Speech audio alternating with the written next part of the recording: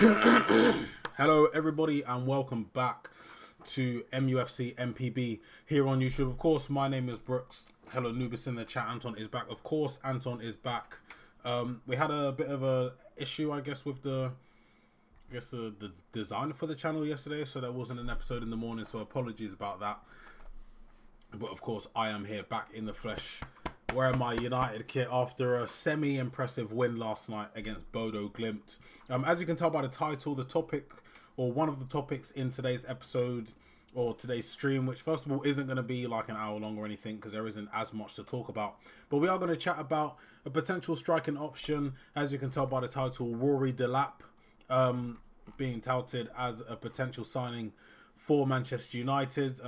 Son of Rory Delap, if you know him, the throw-in merchant, or the throw-in master, as he probably would like to be called, formerly of Stoke, and now currently, you know, his son Liam Delap is a striker for Ipswich, who have been all right this season, but he in particular has been one of their better players. And of course, we will be speaking about the game last night in the Europa League. We got our second win in a row in Europe. Gosh, weird game. Even though, okay, won't speak about that just yet. But hello everybody, hello Ronnie, morning mate, looking fresh in the kit. This is one of my preferred kits. Of course, it's not authentic as it is from the real Glazers tenure before Ineos came in. Remember guys, Glazers is still here. Don't buy authentic kits. DH Gate is where you need to go. Don't put money in the Glazers' pockets. But I hope you guys are all doing all right. So as I said, we're going to talk about the game last night. We're going to talk about a couple of Ruben Amorim's comments. More specifically about Noussair Mazraoui, who genuinely is probably top 3 players in our team right now.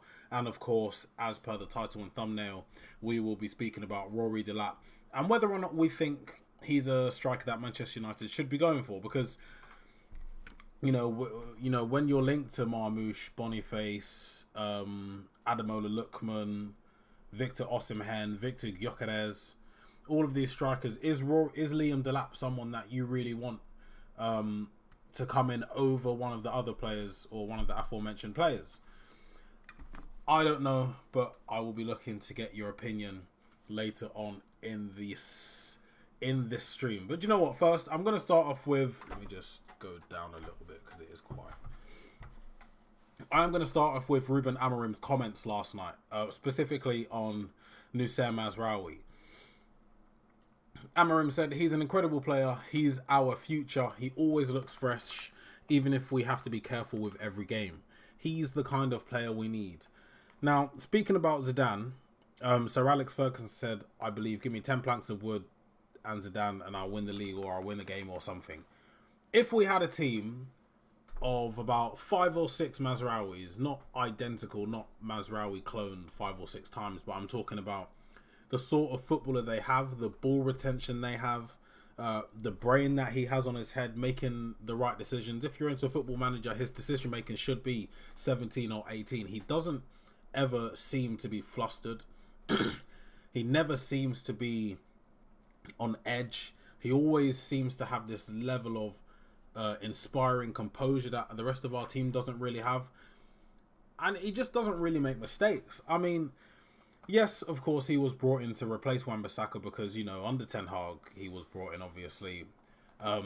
He fitted Ten Hag's system more than Wan-Bissaka. The qualities that Mazraoui possesses going forward, as well as the qualities he possesses defensively, somewhat outweigh the defense-heavy qualities that Wan-Bissaka possesses, and I guess the lack of expected quality in the final third. But what you get with Mazraoui is, I think, an upgrade on all parts. There was a few times last night where you think, oh, just out of reach for Mazraoui right here. He's not going to get it. But he just puts a foot in and he gets it. He's doing Wan-Bissaka. People were complaining, Wan-Bissaka's out, Mazraoui's coming in, we're going to lose that defensive stability. Mazraoui hasn't dropped anything. He hasn't decreased what Wan-Bissaka was giving us. If anything, he's increased, and he is a massive improvement on Wan-Bissaka. No shade or no hate to Wan-Bissaka, but Mazraoui is he should be the prototype footballer for Manchester United. I think he's perfect. Genuinely think he's perfect. If we get another striker, Rashford and Xerxes are gone in the summer. I don't think both. I would imagine just one. Nubis also says, United lack of player who wants to carry the ball, press resistance, always passing forward, good decision making, high intensity, and can defend. Exactly. Mazraoui in a nutshell.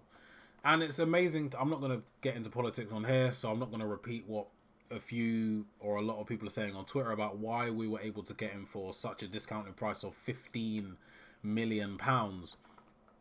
But you just have to thank Bayern Munich. You just have to thank Bayern Munich for being so dumb and so silly to give us not just Mazraoui for cheap, but Matis Delap as well on the cheap. We've got two brilliant defenders there who transcend Ten Hag's system. They are just brilliant footballers.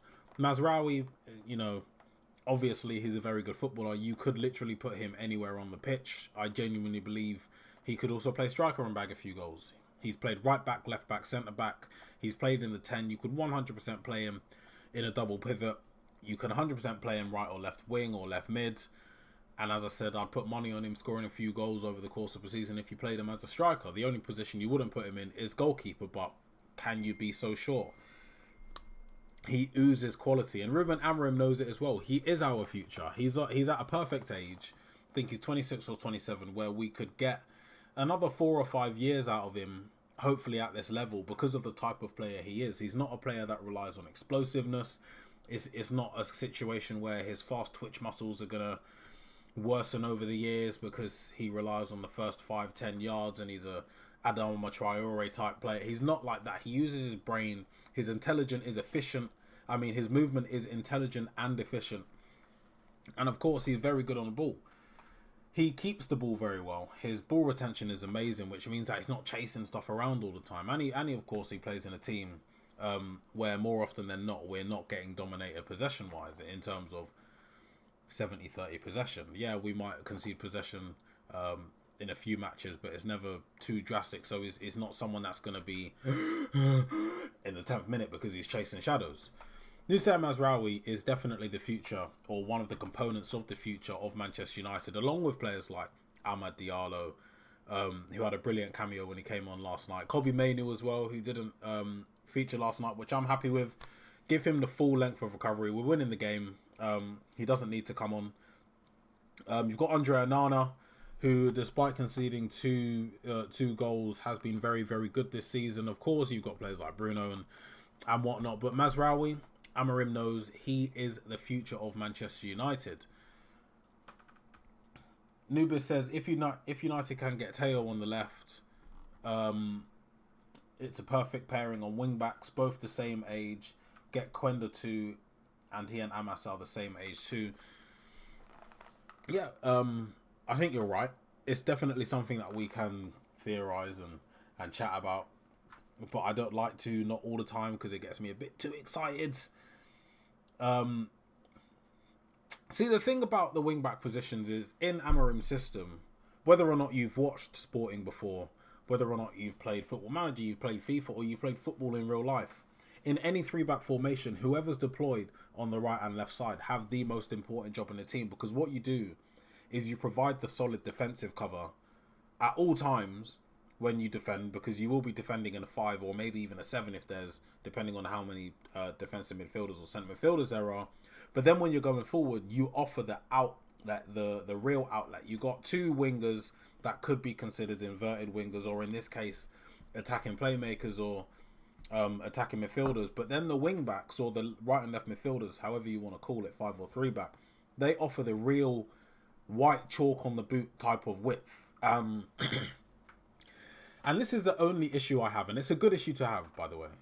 This isn't any sort of complaint, but the way we're playing at the moment, I saw Anthony, obviously started last night, and a lot of people have been saying, yeah, he'd probably be quite good in the right midfield or right wing back position for Ruben Amorim. He just doesn't look good. He didn't look good. I don't think he did anything particularly wrong. I don't know if it was because in the back of his mind he was like, I need to impress, I'm going to play really safe, or this is just the limitation of his game, but I just don't think he looks good. As again, he didn't do anything really wrong. Like, he tried things and he was trying, it just didn't look good, and it didn't look convincing, and it didn't look like he's the quality of a Manchester, or he's the quality that a Manchester United player should be. Then we bring on Diallo. Instantly it's different. Instantly you see the level there. And it makes me think, oh yeah, Ahmad is so good. Like, yeah, he's definitely a mainstay in the Manchester United team. Please get that new contract signed, or if he hasn't done it already, please get it signed. He's going to be here for 4, 5, 6 years, and he's going to be starting. But starting where? Because, sorry guys, because of how good he is in that right midfield position, do you want to move him from that position and see what he's like in the 10? I think now, yes, Ruben Amorim's only 2 games in. You have that time. You have the flexibility. He's still experimenting. Look, we finished last night with Mazraoui, Casemiro and Shaw at centre-back. That's definitely not a centre-back trio that is going to be in any sort of tough game, or you just won't probably see that again. He still has time to put Ahmad in the 10. Ahmad, as soon as he gets the ball, every time, if you notice these small things, they're both left-footed, so we can't say, oh, it's because one's right-footed and one's left-footed. No, none of that. When I'm not going to stand up and do it because you can't see my feet. But when the ball comes to Diallo, the first touch is always positive, because what he wants to do is get whoever he's taking on, let's just say their left back, he wants to get their left back backtracking as quickly as possible. What this does, or what this means in my head, how I think this works, or why I think Ahmad does this, is because when the ball's going to Ahmad, when the ball's coming to him, whether it's on a chest, on the thigh, or a pinged pass, the defender, whoever's marking him, is going to be closing that space down as quickly as possible. So when he does touch the ball, he doesn't have as much time. What Ahmad does is he doesn't kill the ball. 99% of the time, he doesn't kill the ball. The first touch is always positive. So the defender doesn't have any time to set his feet, change his stance, and get ready to go back. It's almost... Think about it like this. You're running straight forward, and then straight away, without stopping and composing yourself, you have to start running backwards. It's not an easy maneuver. It's very, very difficult to do. And because of that, it always seems like Ahmad has the upper hand. He always has that number. He always has the defender's number. He always is comfortable taking him on, and the defender never ever looks set. What Anthony does, and this is the difference, and this is why I don't think Anthony takes on players, because you're right. Nubis says, I can't remember the last time Anthony took on a player and beat his marker. This is why he doesn't, I don't think, actually succeed when he tries, is because what Anthony does, same position as Ahmad, the ball be coming over, he might take it on his chest, he might take it on his thigh, or he might take it on his back foot. And what this does for the defender, still closing him down, Anthony then doesn't have a positive first touch. So he takes it and the ball's dead, because the first thing on his mind is, oh, can I nutmeg him? Can I do can I do any of this? All that does is give the defender time to close the space, set himself, and actually be ready for whatever you plan on doing. So when Anthony then goes and tries to do his skill or whatever, the defender's ready. The defender's not so square on. He's, again, you can't see my legs. I'm acting out like I'm playing football right now. He's square on or not so square on. So he's able to, he's ready for if Anthony goes there. He's ready for if Anthony goes there. If it goes for his legs, it goes for his legs. And also, because Anthony's killed the ball, you have his Bodos or whoever the opponents are, their teammates are coming in. So it shuts off the angles. So many times Anthony has the ball and there might be a pass down the line to Mount. There was a couple last night where if he passed it there with a perfect pass, means that it's straight into Mount's stride, you can whip it in or whatever. There's a pass inside. Or you can actually just try and beat the man yourself. But because he takes so long on the ball, everything is so laboured and so slow. One, the defender, he has your number now. That defensive midfielder or the centre midfielder or whoever else is there has shut off an alley completely. So you can't actually go through the middle now. You can't pass it to Bruno where you could have passed it 2 seconds ago. Now we can't switch the play. Now we can't do this. Now we can actually only do the line balled him out. But you've got about half a second left or 1 second to do that, and he doesn't do it. So now he's stuck. So now he's backtracking. Anthony, from taking the ball and being in a potential 1v1 situation with someone who hasn't got his feet set, now finds himself in a position where all he can do is skill his way out of a situation. In the Netherlands, that might have worked. Because, yeah, Eredivisie is a good league. I think it's a top 7. I don't think it's top 5. But on average, in general, if you're playing for Ajax, Feyenoord, or PSV, the defenders and the teams you're coming up against are definitely not going to be at the level of a Premier League or a Champions League or a Europa League defender. That's why when we're seeing the compilations, I fell for it. Sue me, I fell for it. When you're seeing the compilations of Anthony and he's doing the reverse elastico and he's doing the roulette and he's doing that spinny thing against these you think Anthony Robinson, you think Luke Shaw, you think any Premier League left back is not just going to clamp Anthony, which they have been doing. Look, I don't know. That's just my analysis on the Anthony versus Ahmad debate. I don't want to see Anthony, to be honest. I think his time's up. I tweeted earlier. Let me find the tweet because I think it was a normal tweet. As much as I want every player to succeed and do well at United, watching Anthony last night was tough. Clearly, a very good player is there. Because look, realistically, you don't end up going to Manchester United by accident. You're not an international player by accident. You're not a Champions League player by accident. You are a very good player if you reach those levels. Unfortunately, not for him. Unfortunately for him, it just seems like if he wants to have the best career possible, he needs to leave Manchester United as soon as possible and trying to revive something because it's just not working. Ahmad has shown him levels. And it really does make you think what Erik ten Hag was cooking. Don't know. Do you think Mantato is ready to be promoted to the first team? Other than Anthony, we don't have a backup for Ahmad. No, I don't think he's ready for the first team, and I'm only saying that because I genuinely haven't seen him play. I'm not going to say yes or no. A lot of youth players train with the first team squad quite regularly.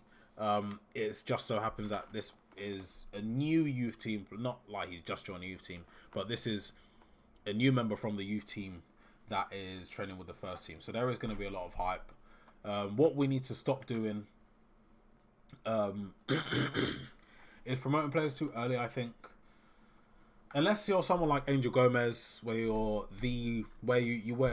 are the youth Manchester United player or like the best one, I don't think you should be promoted. And that's not saying we need to go out and buy someone else whilst we wait for this guy to be promoted. We just can't rush them. Just don't rush them. The question is, who wants to buy Anthony and pay his massive salary? Nobody. So whenever we sell him, obviously, you know, hopefully the owners aren't naive, and hopefully the owners don't think, we're going to hold out for a 60 million pound bid, because no one's going to pay that. No one's going to pay 60. If I was the owner of a club, realistically, there is a club. Obviously there is a club that fits Anthony, and obviously there is a club where he will go on to do very well. But I wouldn't be paying more than £30 million for Anthony. I probably would pay around 25 million plus a couple of incentives that he probably can reach, but might not. Anthony is not worth what we paid for him. He never was, even when we got him. Even with all the excitement, he's not worth what we paid for him. Sorry, I was doing the football demonstrations. My hamstring's a bit tight. The question is, nobody. Not for his salary, first of all, because what is it, like 200k a week? 75 max for Anthony with a 25 million transfer fee max, with semi-reasonable incentives. That's what I think Anthony is worth in the nicest way possible. But we don't have a backup for Ahmad. I don't think he should be playing on the right anyway. I think it should be Mazraoui.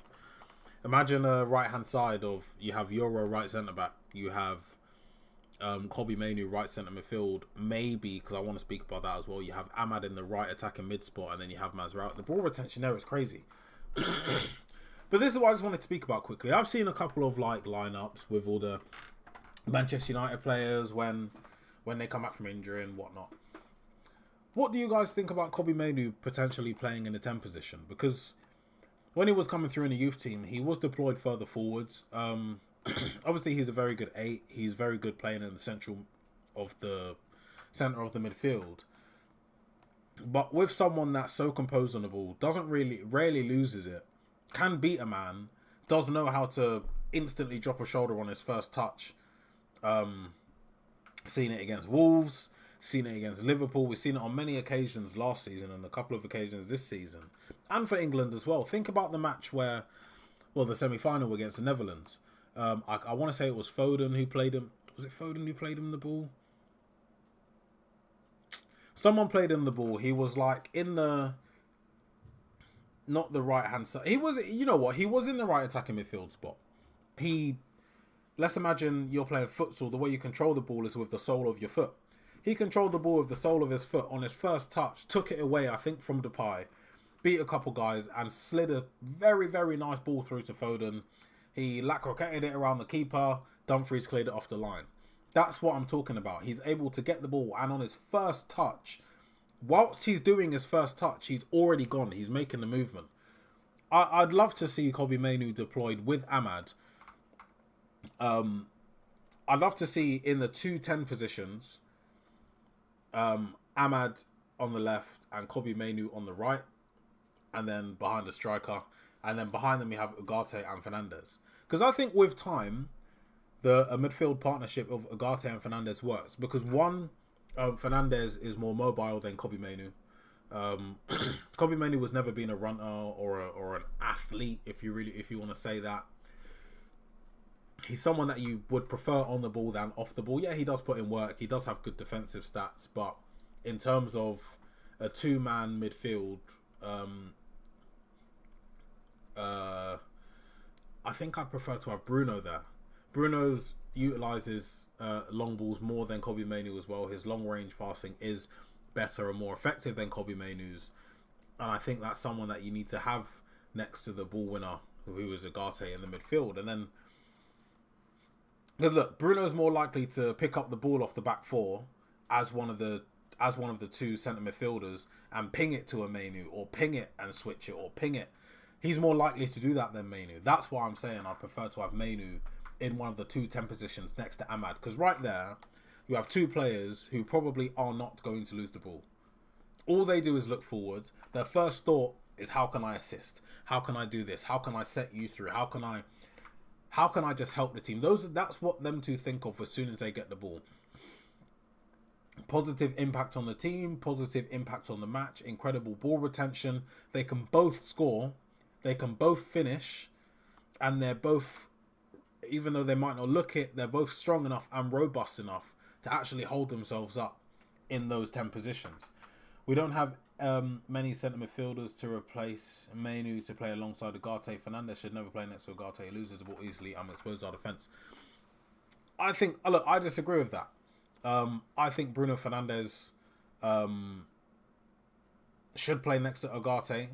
I think last night was a perfect example of the type of quality that Ugarte and Bruno Fernandes. Why is my brain going blank? I think last night, it was the first time we see Ugarte next to Bruno, by the way. Yes, there were mistakes, teething mistakes. This is the second time we've played that formation. There are going to be mistakes, and I'm not upset or shocked or AMORIM out if I see a mistake, because I know they've had a week. This is a completely different formation, by the way. But I see the potential. Listen, I know you're not watching, but if you are, Manuel Ugarte, that shift did not go unnoticed last night. You were absolutely immense in the midfield. And what Bruno did last night was cut down on the long balls. He cut down, there were a few where it's almost like instinct, but you have to learn. Bruno is a very adaptable player. And just think about it like this. You have a ball winner. Bruno Fernandes could play as the ball winner. His engine is relentless. He's always got a full tank of petrol. They're both, and that's what I mean. That's the type of quality that Bruno has that Kobbie Mainoo might not have. Bruno will hunt people down. He will chase people down. Yeah, he might give away some silly fouls, but at least he's given away the silly fouls. This isn't any shade to Mainoo because it's never been his game, but he's not someone that's going to chase someone down. First of all, I don't think he has the legs for it. He's not he doesn't move that quick, Kobbie Mainoo. And that's not any shade to him. That's not any shade to him. A lot of footballers aren't the fastest. But it's almost like we see Kobbie Mainoo and expect him to just be like Usain Bolt across the pitch. He's never been like that. And I don't think he ever will be like that. But Bruno is more accustomed to that role as a deep-lying playmaker. I'd rather have Bruno as a deep-lying playmaker to dictate the tempo of the play, to dictate the play, to get... As I said before, Bruno can pick up the ball off the back four and it's on the left back's foot. It's on the right back's foot. It's on Mainoo or Ahmad's foot in 2 seconds. Mainoo doesn't do that. Mainoo's more of a get the ball, intricate passes, slide it through the gap, sideways to the progressive sideways pass, etc., etc. Bruno is more, I'm going to get you there right now. Tame it down a little bit, because yeah, there were signs last night where he was just chilling a little bit, and that's good. It means that someone's obviously spoken to him. It means that AMORIM'S spoken to him, told him what is needed of him in that, I guess, the second 6. I definitely think we should put Mainoo in the 10. And I would love to see it. And I think we probably will see it at some point. I like the way he was actually trying to get the ball to the striker in the second half rather than just try to get out wide and dribble in the box. Kobbie might actually be okay in one of the 10 positions. Gray on the half. What? Oh, great on the half turn. Can keep it simple. Can pick a killer pass. Has the capability of scoring a goal. Yeah, I think it would work. But I think the other 10 would have to be Ahmad. I think the other 10 would have to be Ahmad because he has the legs, because he has the speed, the acceleration. Well, they both have the acceleration. Kobbie Mainoo's top speed just isn't there. Ahmad's top speed is there. I think if you have a combination of Ahmad on one side, Kobbie Mainoo on this side, behind a bully of a striker like an Osimhen, like, imagine how well Lukaku would work in this. I don't know why I said Lukaku, but he would work very well in this system. I think you have a good mix. And if AMORIM isn't going to try it, I'm doing it on Football Manager. I'd love to see Kobbie in a 10 position. My biggest concern with Bruno is that he doesn't like physical contact. He drops to the ground too easily. If the ref decided that the challenge is not a foul, we are going to be exposed. He loves the contact. He loves it. If you're accusing Bruno of going down too easily, every footballer goes down too easily. Most of the time, I've had this discussion with my dad, I've had this discussion with my friends, but most of the time when footballers go down, it's impact. It hurts. Stuff hurts for like 3 or 4 seconds. That's why you see footballers going down, and then they get up. The pain's gone. A lot of the stuff is impact. A lot of the stuff is tactics. It's being intelligent, being smart. Bruno is a very physical player. He's always he will never not put his foot in. But also as well, I think what we need to do is almost stop thinking about, okay, don't completely stop thinking, but decrease the amount of time that we spend thinking about off the ball, off the ball, off the ball. I think that's one of, over recent years, our biggest concerns. Under Sir Alex, no one ever thought, off the ball, how are we going to stop these guys? How is he going to cope off the ball? Etc, etc. It was only, when we're on the ball, these guys aren't going to be able to handle us. But now it just seems to have completely flipped. It's, off the ball, how is that going to work? Off the ball, how are we going to stop these guys? Off the ball, off the ball, off the ball. And that's just because we're not good enough on the ball. What AMORIM did at Sporting was amazing. I think 11 games, 11 wins, or I don't know, something like that. But notice, think back, even just a few weeks. Whoever spoke about off the ball? Whoever spoke about, that guy doesn't look like good off the ball, this guy might not put in a challenge. We only ever spoke about Sporting, Gyökeres, Quenda, Goncalves, Morita, Hjulmand, Diamande on the ball. Everything was on the ball because they had such a good way of playing, because the style of football that AMORIM plays was so exciting. It was so fruitful. It was so emphatic, and they were scoring an insane amount of goals. We never spoke about how they were on the ball. That's what Manchester United have to get back to, and that's what I think we will get back to. You've got Hjulmand and Morita in the midfield for Sporting Lisbon. You'd probably put Morita in the Bruno Fernandes category, because Hjulmand is the ball winner, I guess, as you want to call it, for the two in the midfield, and Agate is our ball winner in this system, which it was last night. Morita is the deep line playmaker, or the deeper playmaker, so they get the ball there, they're spraying the passes, they're conducting the play. That's what Bruno is. Morita isn't this massive player that's going to get proper physical. He's almost like Bruno, I think. And it works, because that's the style of play they have. That's the way they've made it work. Having Bruno as a playmaker, but just a little bit deeper, giving the ball as quickly as he can to players like Kobe, to Ahmad, to the two fullbacks, and potentially the striker, I think would work. I think it works perfectly. It just has to be implemented. It's not going to work yesterday for the first time perfectly. It's definitely not, because unnatural positions, unnatural partnership, they've not played together before. Give it some time. Look, this is going to take the season. It's not going to be by January we're going to be unbeaten. It's going to take the season. You just have to have the patience, and I think that's the one thing that a lot of us have to ask. Just keep patient. And how patient can you be with Ruben Amorim? Because I think the light at the end of the tunnel is it's as bright as the sun.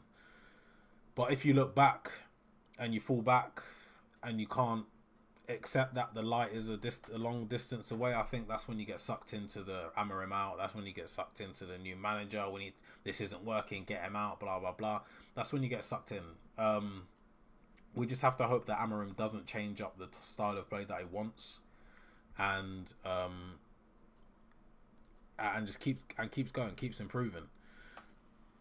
Now, last topic, because we have been speaking about last night for such a long time.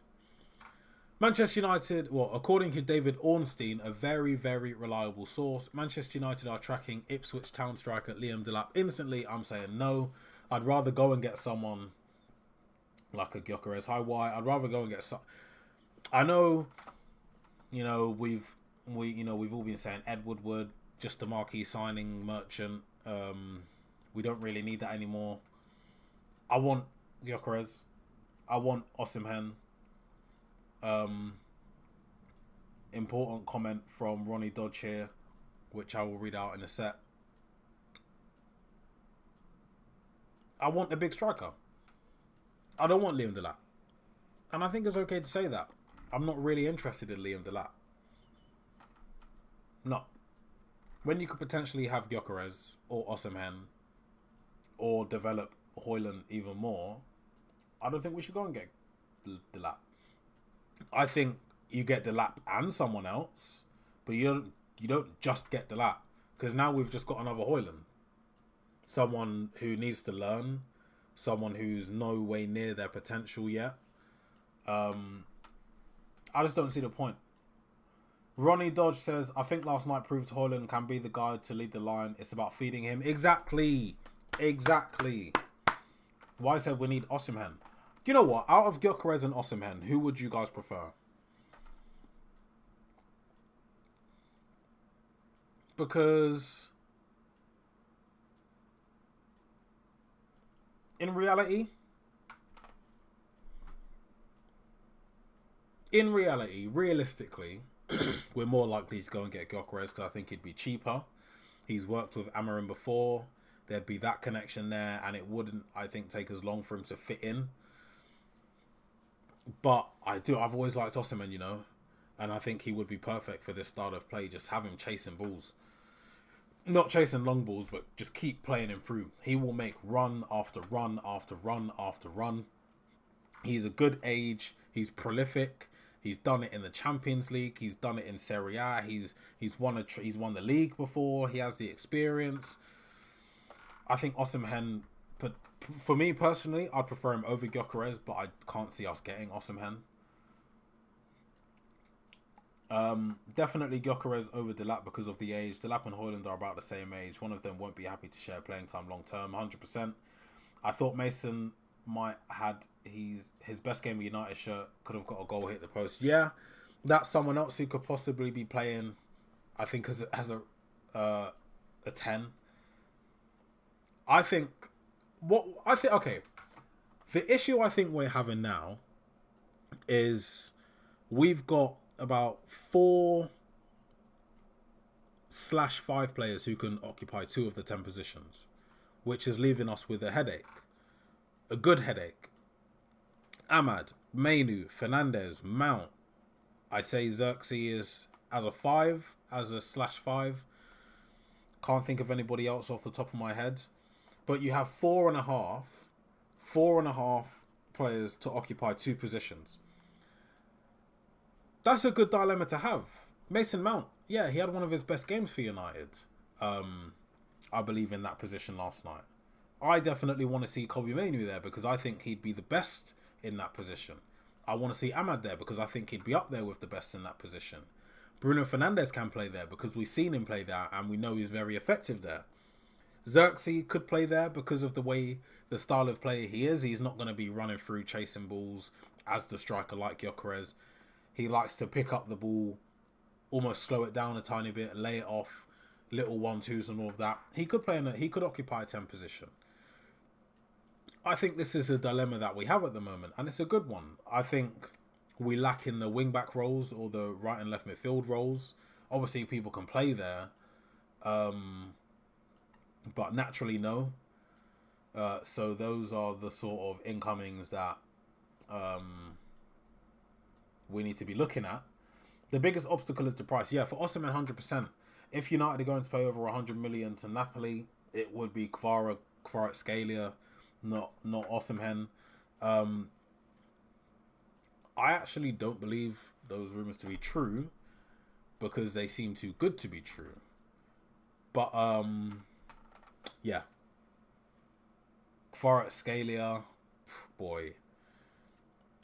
Imagine you had Kvaratskhelia.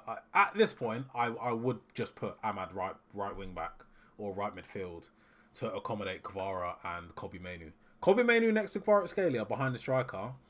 I don't care what anyone says. We're winning the league. We're winning the Champions League. We're winning everything. Kvara in a 10 next to Kobbie Mainoo in the 10 as well. Behind Gyökeres. My God. Can I just say I'm falling in love with Agate. Really good game last night and topped it off with an assist for Højlund's goal. I've always loved Agate. And I'm glad you are falling in love with him as well. He does the dirty work, so he's not going to get as much praise, I guess, as someone who's going to be scoring the goals or doing fancy flicks. But he's a massive enabler to the system. Any news on Euro and Mainoo return date? I would just think that they're coaching them back to the full fitness level and not risking any potential setbacks. I'd probably expect Mainoo to be on the bench again or possibly get some minutes on the weekend. In my head, I don't expect to see Euro for like another 2 weeks, innit? Because this injury was a setback from something he was already suffering / recovering from. And he is young. So I would imagine they're waiting for the maximum amount of time for him to come back. So in my head, I'd say a couple weeks. I don't have any news. I don't have any reports or anything like that. I'd expect a couple to come out today or tomorrow because we do have a match soon. But yeah, I'd expect Mainoo back before Euro. We are coming to the end of the episode though. I have been getting a bit carried away with the action from last night. But